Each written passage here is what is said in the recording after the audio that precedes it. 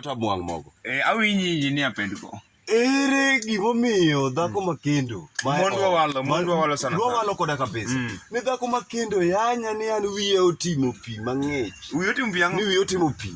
Ng'ich, wiye ang'ich otimo pi. Kae odhi kanye? At the same time okawo kube odhigo e nam. Odhi tuomogo pi. Ang'o ma mono dhako nokawo kube mondo tuomgo pi e wiya mondo wiye odong' motwo. Iwinjo? Mondwa walo gi ji kabisa. Iwinjo?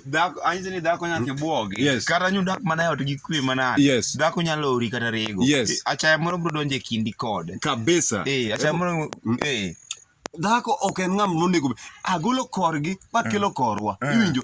Ninde gika, tete gika. Odhi e choma gweng'wa. Iwinjo? Oleme gweng'u. Bwana. Iwinjo? Yien bono mode bungu ma gweng'wa. Odak e dala. Odak e dalawa. Iwinjo?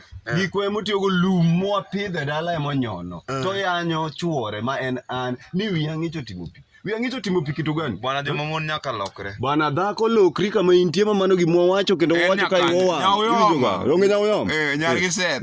Nyawoyoma nyaka koro lokre. Nyaka koro ilokri nyawoyoma in iwuon wawuoyo kodi. Nyawoyoma wawuoyo kodi ni kapo nono ni in gi jachien mok inyal loki.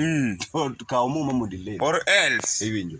Utakutana na mwana ni wako. Or else again you will see what Olwero see in the garden. Olwero neno gimega. Noneno gimalich garden.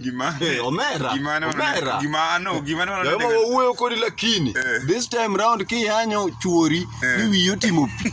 Ibro yienwa ng'ama nade. Kabisa.